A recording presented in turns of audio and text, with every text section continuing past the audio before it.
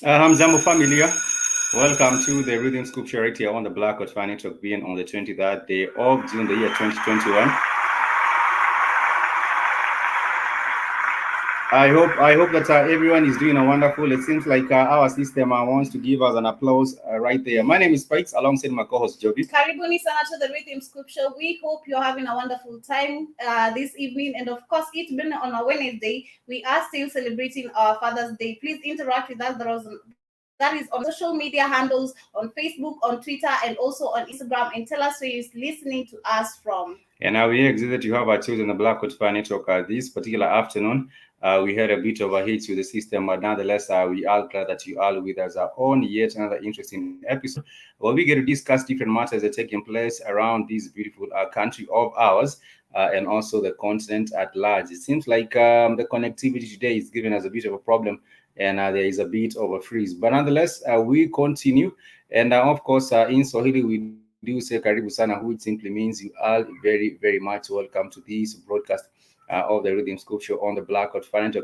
There has been so many things happening this particular week, and of course, we shall be discussing them. If you can hear me, just key in on. If you can hear me, it seems like we're having a bit of a system hits, but nonetheless, if you can hear me, please do let me know. Today, we shall be starting off the show with matters that have been taking place in Africa, and now we're talking about the Horn of Africa. The Horn of Africa constitutes countries such as Ethiopia and Somalia, and I also believe Kenya is part of the Horn of Africa. But for today, we shall be touching briefly on some of the matters that are taking place on the Horn of Africa. One of the nations, like I said, is Ethiopia and Somalia. And to start off with Ethiopia is that there has been an election which was taking place this particular week in Ethiopia. It has been concluded, and the observers have actually said that it was relatively okay. You know, it was, if you're getting it from 1 to 10, of course, there isn't any kind of an election that is 100%, but the observers right there have given it, a clean bill of health, if I might call it so. And they have said that the elections right there was really what you can call well organized. There has been some complaints in other areas where they did say that some places the voters were actually being harassed. In other areas, there were a bit of irregularities with the system.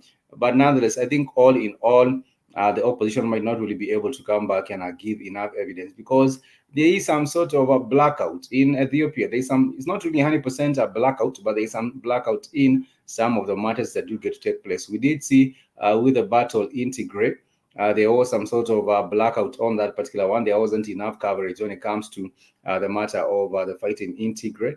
And even with the elections right now in Ethiopia, realize that it's the same kind of thing. You might not really know what has happened in various parts of Ethiopia. Ethiopia is one large country. It's very, very huge. And there are some remote areas maybe that perhaps news are coming from, but you might not be able to get it. But on the Rhythm Scoop Show, we aspire to give you the updates on what is happening across the beautiful African continent. We also do have the neighboring country, which is Somalia. We have heard about the bombings that have, of course, occurred this particular week. And you wonder, every other time we are reporting about the Horn of Africa, especially when we were talking about Somalia, you will hear of these bombings by the Al-Shabaab or by these terrorist militia groups. And the thing is, there are still some areas in Somalia, of course, which are autonomous. For example, we do have a Somaliland. We also do have, I think we have 3 areas that are autonomous in Somalia. In a place like Somaliland, I don't think we have a lot of bombing and things like this going on. But in an area such as Somalia, the mainland Somalia, which is really places such as Mogadishu, you will find all these kinds of attacks are happening. That has been the problem with the Horn of Africa. And now we have seen these kind of Islamic militants now moving their base from Somalia. Some of them have gone all the way down to Mozambique. You know, we have heard about Cabo Delgado, and Cabo Delgado is also in Mozambique, a place where these militants have come in. And I was wondering, before they left Somalia and went all the way to Mozambique, they must have, of course, passed through Kenya, or the coastal waters or the waters over Kenya. But we do not know why the government of Mozambique has not been able to address the matters of the infiltration by these Islamic militants. There was a meeting yesterday, and this meeting was actually led by the SADC. The SADC is the Southern African Development Corporation, which actually brings together the leaders in these Southern African nations. And they were talking about combating, getting together to discuss how to be able to address the matter of the Islamic militants in Mozambique. But like I said, I think it's a spill from Somalia, and now they have found their way into Mozambique, and that is where they want to now continue perpetrating all those kinds of attacks. I don't know what your thoughts are on these attacks in Somalia. Well, it's really crazy because we've also had the cases whereby, young girls are being kidnapped in Somali. And, it's just crazy how the attacks are really rising up. It makes us go back to the thought of where we had Al-Shabaabs. And of course, with the bombing, when you hear bombs or, bomb attacks and, such things happening, or rather coming from the Somalians, people get terrified. Even other countries, they get terrified. So I think the government should intervene and do something. It's like they do not even have a proper government in Somalia. It's like a failed state. It's really difficult to govern a place like this. I remember last year when Trump was talking about Somalia. Was it last year, but one? Yes. He actually said that Somalia is a land with knowledge. It's lawless. It's another banana state. He actually labeled it as a banana state. And I agree with Trump to some extent. But I also do believe that people still do have the power in their hands to turn matters around in this beautiful country. This is a Blackout Fan Network, your media for the 21st century. And we are excited that you are with us on the stream for today. It's a Rhythm Scoop show where we also get, highlight on matters that are taking place around the beautiful continent of Africa. Our conversation for today will be about entrepreneurship and, of course, different startups on the continent of Africa, and how perhaps they should be the ease of connecting these startups, African startups, with the diaspora, because I do believe there is a very, very big need for there to be a kind of that particular connection. First and foremost, it's a matter of knowledge transfer. We also need the kind of knowledge that perhaps would be helpful in getting to uplift these African startups, even from the African diaspora and other different sources. But we shall be getting into that conversation. For now, we shall take a music break. We did play one of the songs that just came out last weekend, and the name of that particular song was "You Are Mine," and it has been done by Queen MJ. In case you haven't checked her out, just go to YouTube and search for Queen MJ. Do not mistake it for King. The king of pop is not King MJ. It's Queen MJ, and you will find some of these music we have been playing right here on the Blackout Fan Network. Right now, we take you all the way to Zimbabwe, and in Zimbabwe, we do have the one and only BMD. The name of the song is Kurini Kipanda featuring Troy. This is a Black God Fire Network.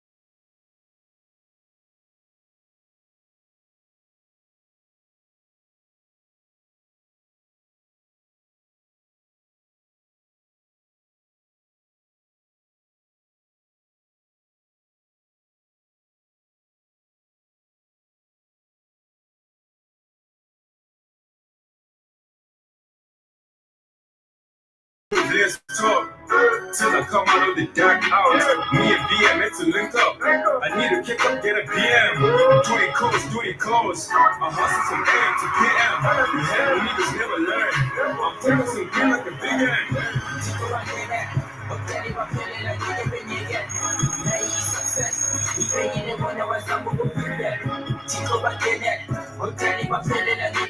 And of course, that is all the way from Zimbabwe. The name of the song is Kunini Gipanda by the one and only BMD featuring Troy. We do hope that they continue making some music that is a trapper all the way from Zimbabwe. It's always a jamming. I do not know if Joby is actually a fan of a South African trap. Actually, it's that is Zimbabwe. Zimbabwe, it's South Africa, right? Yeah. I wanted to say it sounds South African, something like, you know, if you translate it to a piano, the words that you hear, some of the words that you get into the South African language. But it's amazing, and I just hope that they put more effort into it, because we've not had so many hip hop songs from from South Africa especially, and also other countries. We've heard of Kenya, where we have Calligraph Jones. Tanzania, I don't know whom we have, but yeah, we need to have rappers from the African countries. Yes. In Ghana, we also do have the likes of Sako D. Sako D is doing the most. If you ask me of a Ghanaian rappers, I think Sako D comes up on top of the list. General Muskili was saying, I think Kenyan internet is corrupt as well. You have it right. You couldn't even say it better. Welcome to the show, General Muskili. I hope that you are doing well in the UK, and of course, you're not being coerced into it, taking the job or anything right there by Boris Johnson. This is a Rhythm Scoop show. We were talking about so much as with the Horn of Africa. We have said that there has been just recently concluded elections in Ethiopia, and they have said that it has actually been given a clean bill of health. They have said it was really overbought, and therefore there should not be any kind of a quarrels or internal fighting because of the results that eventually will get announced. And I was thinking also about the insecurity right now in Somalia. every other time we have talked about insecurity, Somalia, it's always has to do with insecurity and a lack of a proper governance, and all these kinds of turmoil and chaos in Somalia. But we do hope one day they will be able to get back their country and run it as they should. Today, like I said, I hinted earlier, the main conversation for today has to do with entrepreneurs. Entrepreneurs is anyone who really gets together resources and makes something, offers a products or services for a profit. I do believe that is an entrepreneur who gets to pull all the resources together. There are a couple of factors of production, and these are, of course, include capital. There is also land. There is also labor, and sometimes you do find that you might have land, but you do not really have the capital, Yeah. or maybe you don't have the labor to be able to put things right.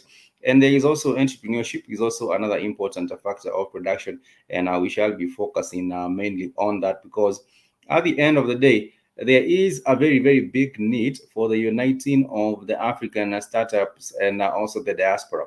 And I was talking about one of the most important or the greatest needs to have a knowledge transfer.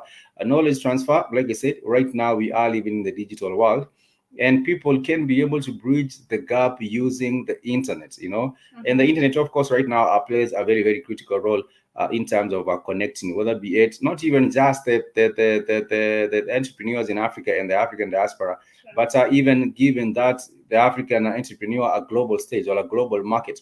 Right now, as it is, of course, if you are on the payment platform such as a Visa and things like these, you can be able to offer a service to someone who is really very, very far, and be able to be paid for your own money. Perhaps maybe things developing like apps, developing websites, and other services that can actually be offered across all over the internet. But there has also been a very, very big question, I do believe, when it comes to the cost of internet on the continent of Africa. That is one of the biggest hindrances for anyone to be able to get on the internet in the continent of Africa.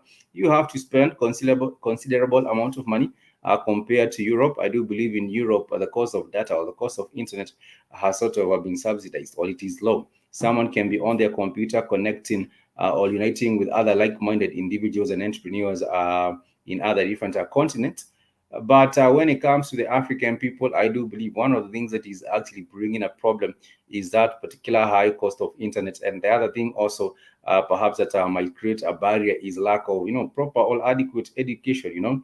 You might not be able to understand one another, or you might not be able to really have a connection if the level of education is also wanting. Maybe you are setting up a small startup, or maybe dealing in maybe, for example, production of sisal made products, or maybe production of other products on the continent of Africa, and perhaps you're trying to connect with the African diaspora, and it might be also difficult. And also the lack of networks, not really networks in the sense of the internet, but networks in the sense of circles of people who are in that particular same field as well. You might be doing, like I say, producing sisal made products, and you're trying to seek for maybe the buyers, or you're trying to seek for maybe someone else who has a better level of a technology or an understanding of a technology, which might enable you reduce the cost of operating, or reduce the cost of doing business. So therefore, we shall be addressing some of these challenges that, of course, affect us as people who run startups in Africa, connecting with the diaspora. And we shall also be talking about what are some of the benefits that have. Personally, I think we can create a good connectivity. We as the African continent, without looking onto the diaspora people. That is what I was really talking about. Because when you look in the likes of Somali right now, how it's been affected security wise, and there's no proper governmentship, if there's such a word, right?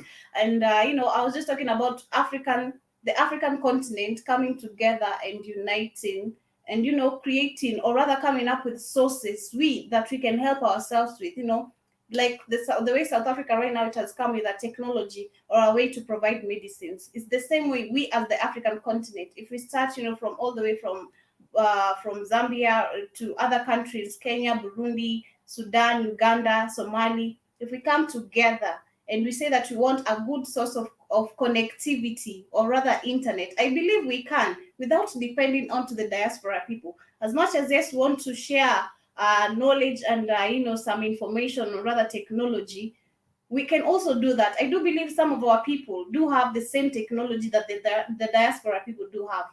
if someone is really outstretched, to that extent, they can bring the knowledge here. Because if we check, if we look deeper, it's the white people that gather information from us more than we gather from them.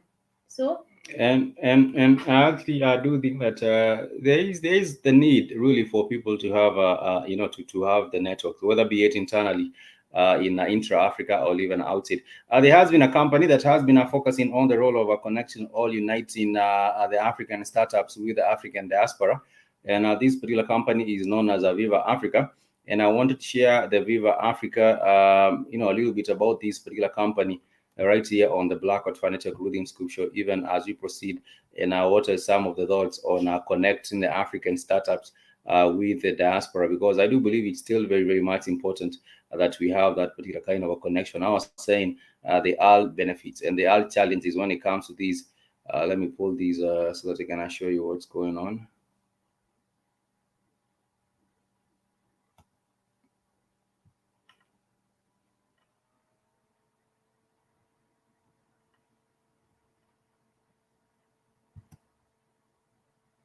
it's not playing. There is a problem with Building a bridge between the young African entrepreneurs and its diaspora is the objective of PASS Africa, presented by the coordinator of the Presidential Council for Africa, who joined the most innovative startups of the continent gathered at VivaTech in Paris. For Wilfried Luriano Dorego, the transfer of knowledge and experience is essential to accelerate the transformation process of the continent. The diaspora brings additional experience, but that is not enough. These diaspora entrepreneurs should make the efforts to know the field, and local entrepreneurs can bring that too. And the idea is to make the junction between the two initiatives. The idea is to link the two initiatives, PASS Africa, which accompanies the people of the diaspora, and the initiatives that the countries put in place to accompany the diaspora in fact. After a one-year break due to COVID-19 pandemic, VivaTech is back in a hybrid format, meaning partly in person but also online. What could be more surprising for the event that has succeeded in establishing itself as a major meeting place of technology in France? Africa is not left out, with African startups that have made the trip to Paris Porte de Versailles, and among them is a delegation from the DRC led by the Minister of Posts, Telecommunications and Information Technology and Communications. And for him, the Togolese startups are the forefront of innovation in Africa. There is genius in our country. There is no doubt about that. But it's true. We need a framework. Our young people should really be able to be at the cutting edge of what has been invented elsewhere. There is a real concern for training, and beyond that, we also have equipment problems. This is the reality. And I believe that the initiative could allow our young people not only to benefit from training, but also from a financing that would allow them to blossom in the best possible way. An opinion shared by Monsieur Cedric Ovenike, co-founder of Fit for Purpose, a startup specialized in facial recognition through artificial intelligence.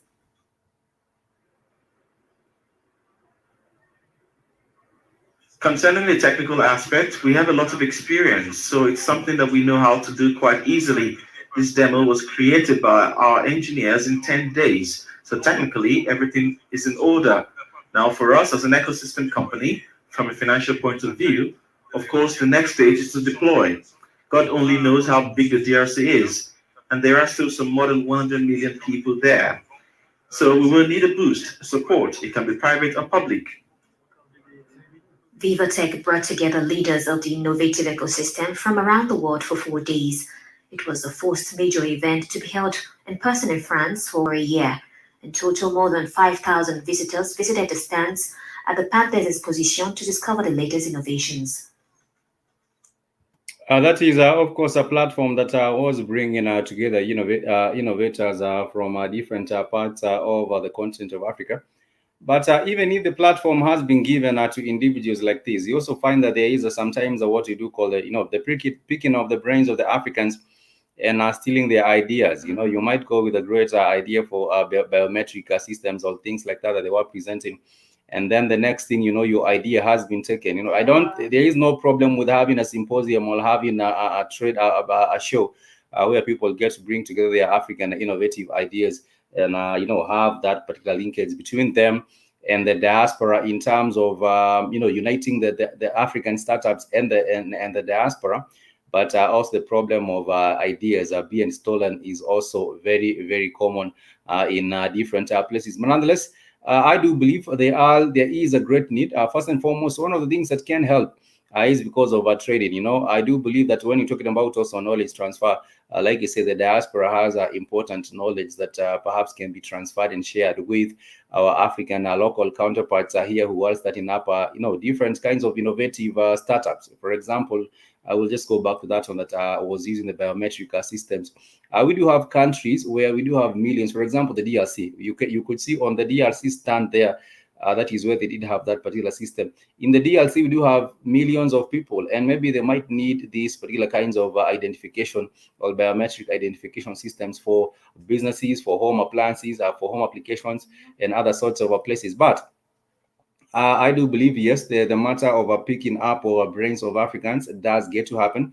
You also do find that even on these forums, you will find poaching of talent. They might go to present that right there in Europe, like they did in France. And then the next thing you know, those innovators have actually been invited to go and live in France because their ideas are really ideas of the future. And then, they will not help their own countries such as the DRC Congo. That is also another thing that gets to happen when you do have forums like these that are meant to connect African startups or innovators with the diaspora. There is also that particular kind of a challenge that we should also be looking into. Another advantage of this, another benefit of this particular kind of a linkage or uniting of the African startups with the diaspora is a matter of financing. You will find for many of these young startups, there is a challenge of getting proper financing, and you might try use platforms such as a crowdfunding. You might go to GoFundMe, crowdfunding, and other different platforms where people get to raise a little bit of money for their startups.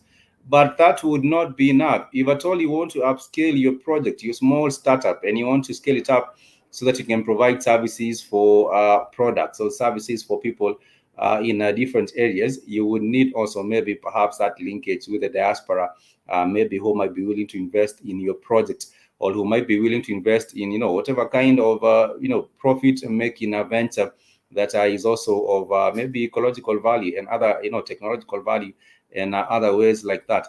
And the other big benefit that people can really acquire from uniting the African startups and also uniting the African startups and the diaspora really is the matter of the markets. You have an expanded market. We know maybe not, when it comes to looking at the market, we might not really have expanded markets in other areas because we know that the populations are shrinking in Europe and other different areas. But maybe for the time being, you can still enjoy a little bit of the markets outside. Maybe what you're making might be best suited for, maybe people in other different countries. And therefore, connecting the local startups with the African diaspora also makes it maybe a little bit better in terms of accessing the markets that are out there. The challenge of marketing these days has been eased. You can actually go out there and use the e-commerce platforms. For example, in Kenya, we do have a big e-commerce platform. It's known as a Jumia. On Jumia, perhaps you can be able to use platforms such as this to market products by local startups. And even if you're not able to get your foot in a big platform like Jumia, maybe perhaps you can also set up your own startup, your own e-commerce platform, and push your items or push your products or services on the internet, so that you can also enjoy those vast markets, outside or even inside the country. But nonetheless, we shall continue with the conversation. We are discussing about the challenges and also the benefits that accrue from connecting African startups or even African innovators with the diaspora. Those are some of the ideas and some of the solutions that we shall be delving into right here on the Black Hot Talk. We shall take a short music break, and of course, when we get back, we shall be, sharing a little bit more, as well as other matters that are taking place on the African continent. I will be taking you all the way to other different countries, such as the South Africa, because there has been a big hit on the airlines. The airlines have actually been a hit. South Africa used to have one of the best airlines, but of course it went down. We shall be letting you know what is happening with that particular one right after this short music break. This is the Black Hot Fire Network, your media for the 21st century. The name of the next jam is actually Independent. It has been done by one of our popular artists. He goes by the name Kappa Dre.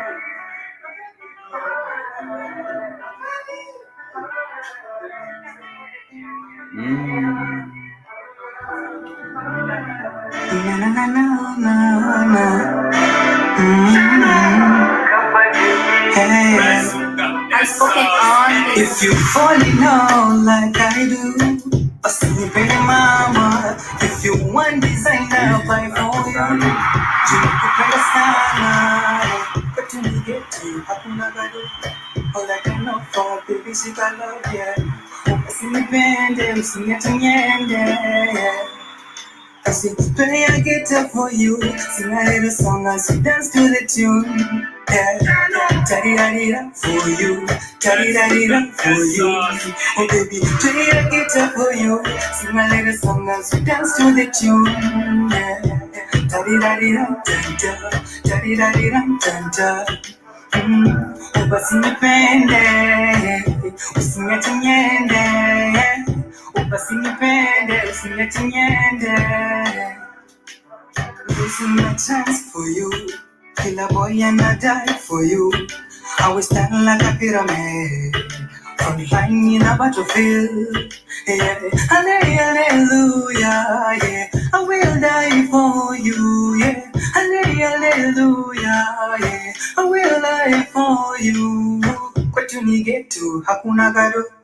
All I can offer, baby, she got love, yeah. Usinipende, usiniache, yeah. I said, play a guitar for you, sing a little song as you dance to the tune, yeah. Da-di-da-di-da for you, da-di-da-di-da for you. Oh baby, play a guitar for you, sing a little song as you dance to the tune, yeah. Da-di-da-di-da, da-da, da-di-da-di-da, da-da. I saw on my side, me tricks. Imagine I need so in a man for bricks, yeah. Could she cook like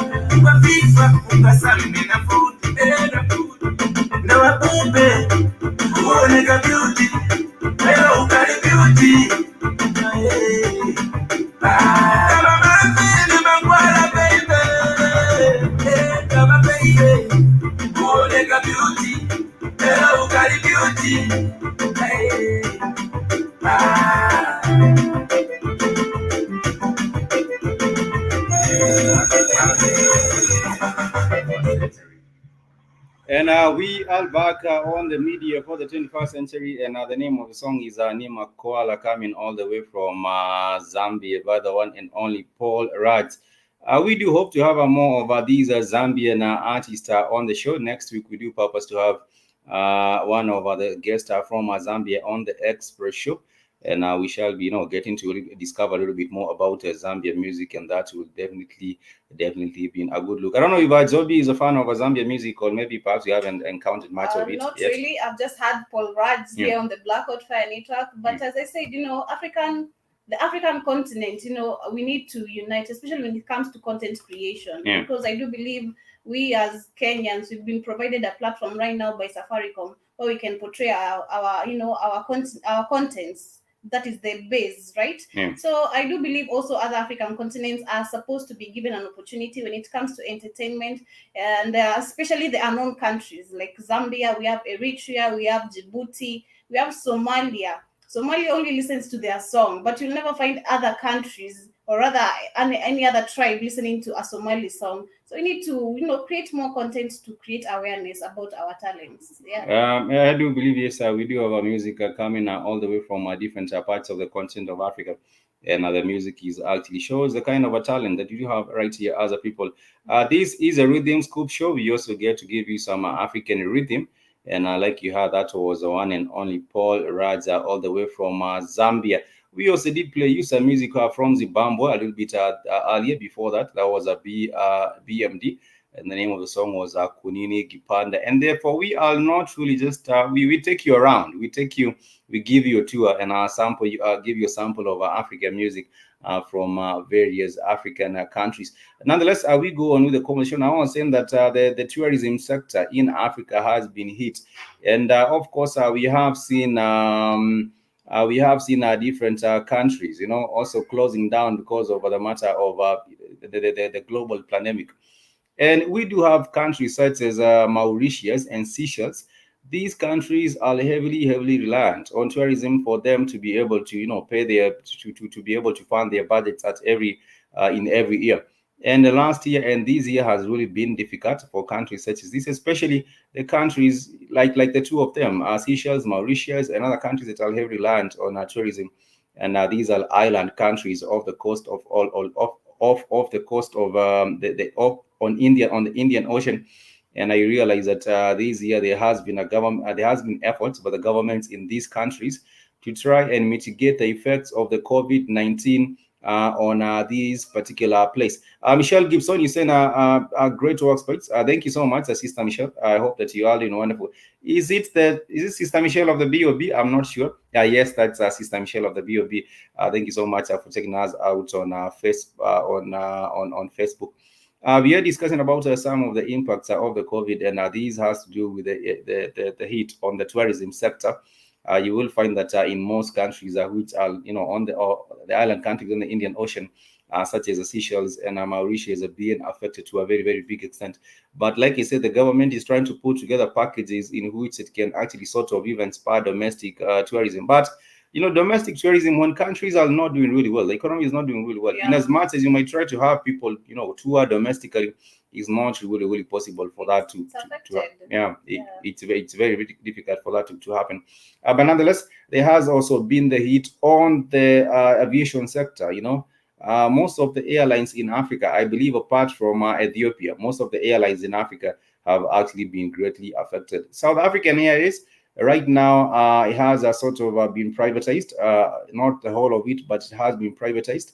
There has been a private consortium that has come up and taken over South African Airways, and the government has remained with a 49% stake as this private consortium goes away with 51%. So therefore, the private consortium has a bigger stake than the government on the South African Airlines.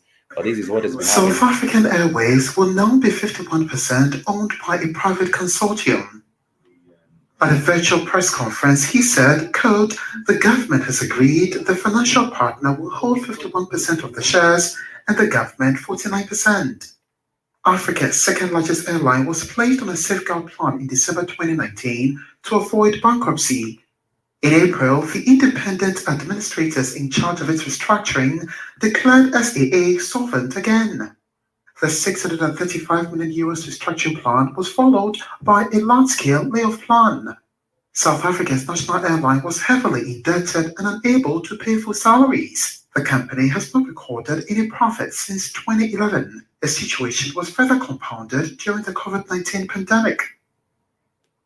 And that is very sad to hear that the company South African Airways has not made any profits since 2011. Wow. That is 10 years down the line with no profits. And I'm also wondering which private consortium is putting their money into South African Airlines. You hear it has not made any profit since 2011. That is 10 years ago. And right now we do know that I think the aviation sector will recover at around 2024 if all things remain as around 2024. So therefore it means that the private consortium that has now taken over 51% of the ownership of these South African Airways will perhaps have to wait for about 3 years for them to make profits. But maybe after that they might be able now to have the company in order again. But nonetheless, that is the second Africa's second largest airline, and we do have the Ethiopian Airlines that have been doing well. The thing with the Ethiopian Airlines is that they still continued with their flights. They still continued with their flights even when there was this whole pandemic. The Ethiopia did not really shut down its airlines. I think it was the only airlines on the continent of Africa that was really still moving around and making some profit off that. But of course, they have also been greatly affected. We also do have the Kenya Airways, we do have the Ugandan Airways, and all these companies, most of them are operating at a loss. I will tell you for a fact that the Kenya Airways is operating at a loss right now as we speak.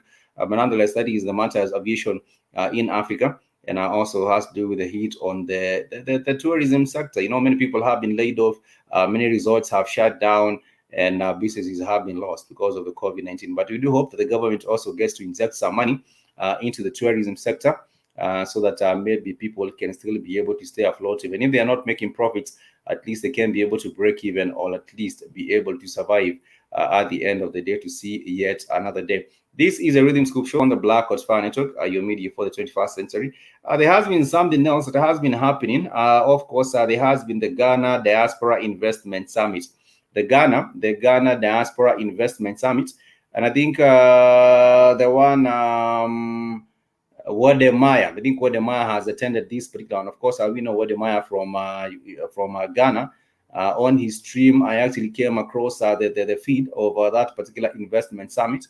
And the Ghanaian people are particularly keen. The Ghanaian people, I do believe they are particularly keen to see that they are attracting the investment from the diaspora. I also do believe maybe other African countries might be following suit with that. But it seems like Ghana is on the forefront in terms of finding, trying to quote or trying to attract investment all the way from the diaspora. This is a little bit of what the summit is about, and is still happening even right now. So I will be sharing with you briefly on what is happening with the investment summit in the diaspora, in the Ghana.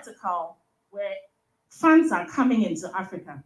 We've heard earlier on in the day that the statistics that have been provided of remittances that are coming into the country. Today in Ghana, $3.5 million is the figure. But how exciting is it that we're able to leverage these remittances? And that's what ZPay, or that's the direction that ZPay is going into. So essentially, we see the remittances through the diaspora, the different channels that we have been able to collaborate to achieve, i.e. the MoneyGrams, the Small Worlds, the RIAs that you've heard of. We're able to receive those remittances through our own switch, and then we can now disseminate into the different channels. One of them being the bank accounts, wallets, cash, ATMs, like I've mentioned earlier on. So that's a snapshot of our VH2. No, she's not even breathing with this thing. Okay, so as a company, this has been our traction as of May 2021. We have a total of 2.4 million remittance receivers so far. We have a distribution by gender, 60% being women, 37% being men, 3% being 18 years and under, and 900,000 mobile money subscribers. As you're all aware, or if you're not aware, I believe in Kenya, we do have more mobile money subscribers than 900,000. I think maybe I will be getting the figures when it comes to the way money is distributed in Kenya and how the ease of sending and receiving money. This number is particularly low. If this is the actual figure, the mobile money subscribers in Ghana, I think we might have double or more. We might have double or triple this number. I will be actually checking the figures. I think in terms of money, mobile money, Kenya is one of the biggest. I think if it's not the first in terms of mobile money subscribers, I don't know if there's any country that comes up, after, before us. But nonetheless, yes, our presentation is really good, and it has to do with the matter of the Ghana Diaspora Investment Summit. I do believe you can check it out on the stream, and I see maybe a thing or two that you might pick up on these in case you might be looking to really expand your investment in Africa. We're lucky to be awarded a license by the central bank, and so we're also able to offer mobile money services. Now, we operate currently in 20 African countries. This is on the remittance front, and so we're able to push money into these 20 African countries. Next slide, please. So this is a snapshot of our achievements over the period 17, 18, 19, 20. I'm not going to stay here for too long, so next slide. Okay, so this is the team that's making all these wonderful things happen. Andrew Teshapia, who's the managing director and co-founder, myself, our treasury team, our compliance team, I am Sam. Next slide. Our facilities, products, That's one of the presentation. We will not be sharing the whole thing. I think also the ladies are getting really tired of making a presentation. Maybe she's not feeling well or something. But yes, you can check that particular Ghana Diaspora, Ghana Diaspora Investment Summit. You might really like to expand your investment on the continent of Africa, and maybe you might have a better understanding from these statistics are being shared on the platform right there. But I was saying there has been so many industries that has been hit by the pandemic. You might decide that this is the right time for you to be able to invest as the companies are waking up again, or you might also decide to wait until 2024. I think you depending on the information that is out there, I do believe that due diligence is actually the only thing, and doing more research than having the figures are on the ground. Do not just go with what you're being told. I think also if you do have people on the ground, they're doing the research for you. If you are also able to do it, you are at a better position. Right here on the Black Hot Network, you can also engage us. If you want to write to us, it's blackhotfireafrica@gmail.com. In case you do have a particular or specific questions that you would like to ask in regards to investment, perhaps, or regards to other statistics or matters that you would like to know a little bit more about, you can simply reach out to us at blackhotfireafrica@gmail.com, and we would be glad to be of any assistance in terms of getting to know what's happening on the continent, maybe on an area that perhaps you might think might be great for you to be able to come and invest in. But nonetheless, talking about the matters of our countries trying to come up again after the COVID-19 pandemic, there has been the DLC. And when we were talking about the matter of connecting the African startups with the diaspora, we did see one of the presentations are being made. There was a Vivo Summit, that was the African Startup Diaspora Summit, which was conducted in France. And some of the companies presenting there were companies from the DLC. I shared with us a video of that. And right now, as it is, the government of the DLC Congo, I think it's eager trying to get financial or economic footing for itself for a very, very long time. Because of the instability in the DLC Congo, the country has not been able to realize its economic potential as it otherwise would. And right now, there has been a situation with the debt, the many African countries, they have found themselves, in the debt trap by the Chinese. And right now, the Chinese government is said to be in talks with the Congolese government counterpart to restructure the Congo's debt. And this is a little bit of what is happening with the two governments, China and the DLC. I know if the DLC defaults, their resources will be taken. Congolese Prime Minister Anatole Koulibaly acknowledged on Monday the financial difficulties his country is facing and promised to reduce debt that has recently increased. Our financial difficulties, compounded by the health crisis, have increased our debt and reduced our ability to service it. We must therefore do everything possible to make the public debt sustainable. Our debt currently stands at nearly 6 trillion CFA francs as of December 31st, 2020, or 98% of our GDP. Our objective is to bring it down to below the CEMAC community standard, set at 70% of the GDP. This speech by Prime Minister Makoso comes after Chinese President Xi Jinping agreed to a restructuring of Congo's debts. In 2019, China had already done so, which allowed the country to enter an extended credit facility-focused program with the IMF. However, Congo's debt was since assessed at 110% of the gross domestic product, forcing the IMF to consider the country's economy as unsustainable. That is, of course, one of the countries that is the most endowed in terms of resources. Talk about gold, talk about copper, everything. You will find it in that particular country. But they have found themselves in that particular difficult situations because also their resources are not really being exploited for their own benefit. Most of the time, you will find because of the fighting, there is not really productive. The industries, which are the mining industries, and also the processing industries are really not getting to do most as they would, and their potential is really, they are working below potential, will be far below potential, because at the end of the day, you do find that there are no safety in the mines, there are no safety even in the processing, and there is also the lack of manufacturing concerns in this country. You might have all the resources, but if you not invest in industrializing your economy, in having the right kind of a machinery and the right of kind of equipment and the right kind of factories to make sure that you're adding value and processing also these particular products and the things that you do have on the continent, then it means that you will still forever remain to be an extractive kind of a country or an industry, where every other time you're extracting and exporting, and then you buy back the same things after they have been processed from other European countries, because you yourself have not invested in terms of industrializing. So in terms of, if there was proper security, and if the government of the DRC were to assure foreign investors that there will be, some sort of a sobriety when it comes to security matters, I do believe more people would be willing to invest in the DRC, invest in different areas of the DRC. But no one right now will go invest in the DRC. No one will go invest in Somalia. No one will go invest in Mozambique. Those are three countries that are really top high risk. No one will go invest in Mali. Some parts of Mali, most parts of Mali are really not really secure right now. And no one will also go invest in Togo. Is a little bit quiet these days, but yes, it's also, when you look at the top priorities on the continent of Africa, places that can go invest, Togo will also not come up on top of the list. Even if it borders Ghana, it might not really come up on top of the list. But yes, Rwanda is a good investment destination, I do believe. Tanzania is also a good investment destination.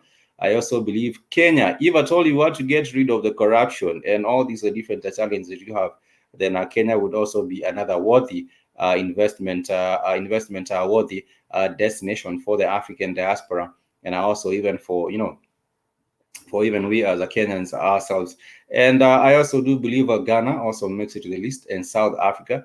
The only problem with South Africa is that the energy situation has never really been sorted out. So there is a lot of power outages, and even if you're trying to set up a factory and you're trying to manufacture something, there might be a lot of downtime because of the fact that we do not have reliable energy in this particular country. You might also want to consider Ethiopia. This is also another country.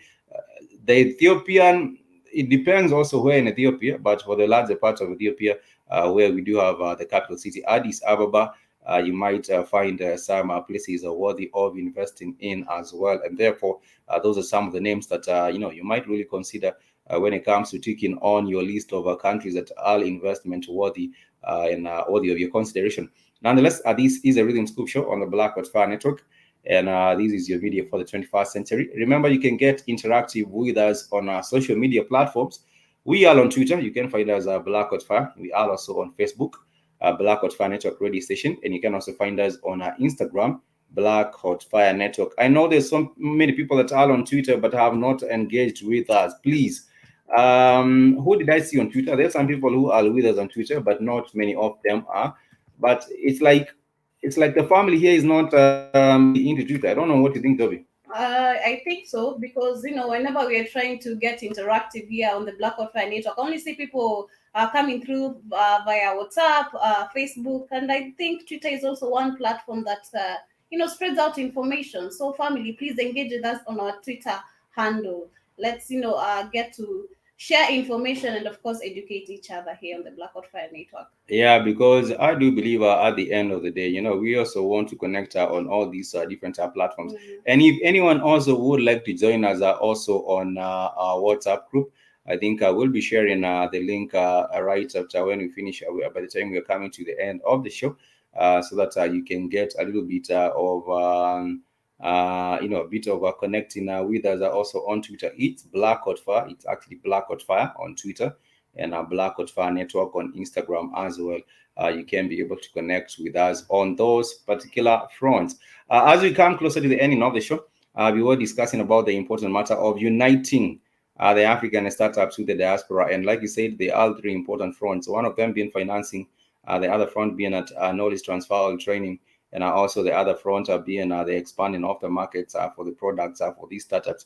These are very, very much important. And I believe if they are platforms that we can continue being continue forming or making so that we can enable more connecting of the African startups and the diaspora, then that would actually be a good way to go. As we wind up, we do have some other news on a lighter note. There has been the return of the Big Brother. This is the Big Brother Nigeria. And there is a lot of shenanigans. Let me call them that for lack of a better word. You will find a lot of shenanigans with with the Big Brother Nigeria. And the Big Brother Africa, the only version of it that is left is really the one that is left is the Nigerian one, because Nigerians have numbers. Nigerians, they are over 200 million people, and therefore, if you assume that maybe perhaps 50 million people have TV sets, or maybe perhaps even 30 million people have TV sets, that's still a good number for the showbiz, or for the entertainment industry to work with. But there has been the BB Niger lockdown reunion. 20 highlights are from Dorothy, Brigito, Watino, among what? It's Brighto. Brighto, Brighto, and Watino, and others on these particular one. And fans will be going out to find out what will be going on with this particular season, season 5. And of course, as usual, the reunion is the place that they do get to start off this with. I am not sure how many have followed. I think the last time I watched Big Brother was, when was that? So many years ago. But there are still some people who might be interested in seeing what's going on with the Big Brother. But personally, I think we do have other shows that people can watch. For example, Queen Sono. Queen Sono is a South African production that shows, it's a little bit of an action film. It is on Netflix in case you want to check out a little bit of African entertainment and action. You can find Queen Sono, SONO, on Netflix, and you might be able to give us also your opinion or your view on African film. When it comes to entertainment and film, South Africa, I think, takes it. Nigeria also has proper, they are investing in that particular area. Kenya is also trying to come up, but we are still a long way to go compared to South Africa. South Africa, it seems like in the art sector, they are very, very particularly, enthusiastic in terms of investing in that area. For other countries, such as Tanzania is also trying to come up. Ghana is also trying to come up, the neighboring, in West Africa. But for the countries that can actually ask you to check out when it comes to matters, entertainment, and film, check out South Africa, check out Kenya, check out Ghana, check out Nigeria, and Tanzania as well. I'm not aware of these different places, but those I do know that they do have interesting content. Some of the content has made it to Netflix, and therefore, if you are using the Netflix platform, maybe you can also be able to get to enjoy yourself or get entertained on that particular platform. Even as you wind up, you want to wind up with a matter of the challenges that have actually been witnessed by people trying to connect African startups with the diaspora. One of the challenges is also to do with the perception. I think there is a very, very negative perception even about African startups by the outside world. People think that these African startups are not investment worthy, and therefore you might say, oh, even if I invest my money in these, I do not see the return of this particular one.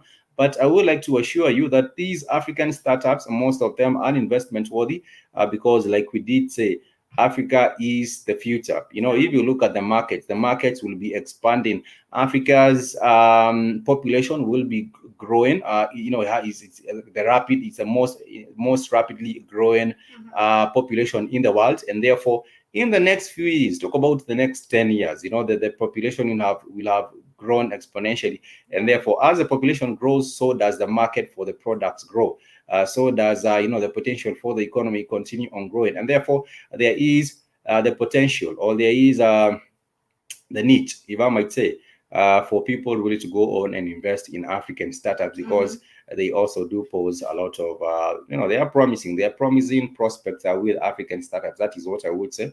I can say about connectivity when it comes to matters of connecting with the people from diaspora, or rather helping each other. When it comes to helping each other, I can say the matter of connectivity, especially on the internet. Just as you were talking about the Kenyan internet being poor, if people from diaspora could have made it easier for us, to have the same connectivity as them in terms of Wi-Fi, buying data bundles, because buying data bundles, I don't think no one will make it easy for anyone. It's us to step up. It's not in anyone to make it. It's us to we need step the up. connectivity. Thus, our government needs the government also just wants to make the money. The government needs now to connect with the people from the diaspora to ensure that we as the African continent and to be able to, connect with them, or rather people from the diaspora, we have the best connectivity.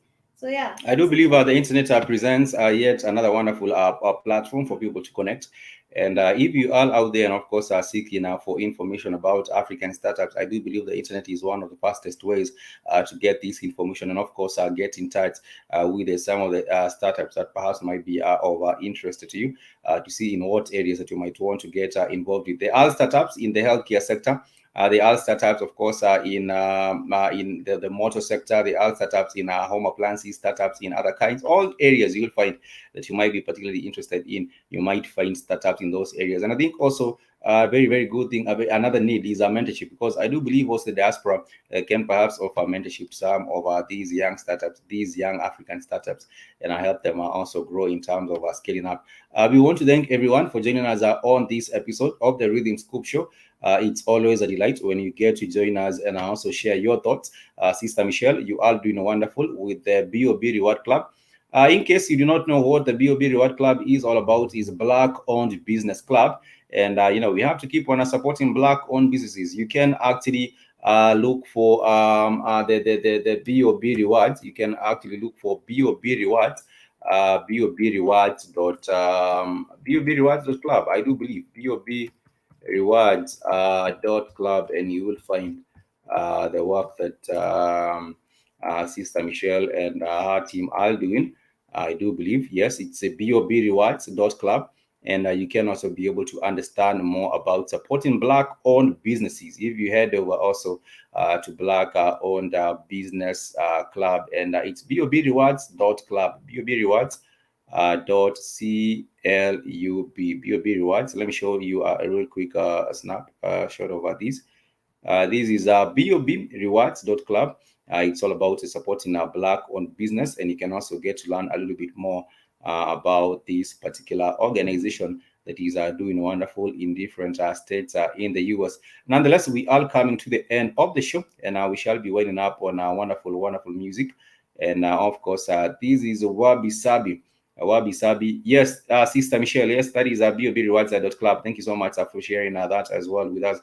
In case you would like to know about how to support Black-owned businesses and how you can find them, how you can locate them, Sister BOB and the Rewards Club, they do have a wonderful, wonderful network, a database where you can get to support these businesses and be able to support them, and also get to list your business on this database as well.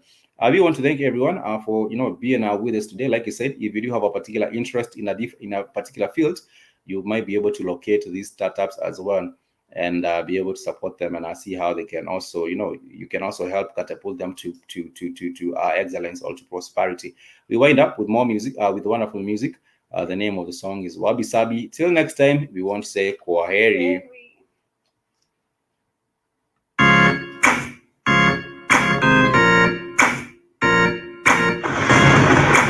Lord knows. This is Radio.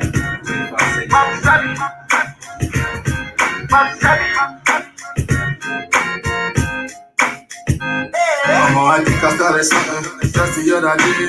Riding with my top down through life. Getting hard up in the street with my 10 toes down. Everybody running right race. 10 toes down. Listen to the rhythm of life. Sound to me like the man blue. I get it and move. Whoopoti, Shine no say everything there for you. Shine no, everything there for you. Shine no say I'm there for you. Shine no say. Shine no, every day I'm getting high. And you will live so much to fly. Riding on my little goodbye. Every day I'm traveling in my life. Keeping my mind getting high. Every day I'm traveling in my life. Every day I'm traveling in my life.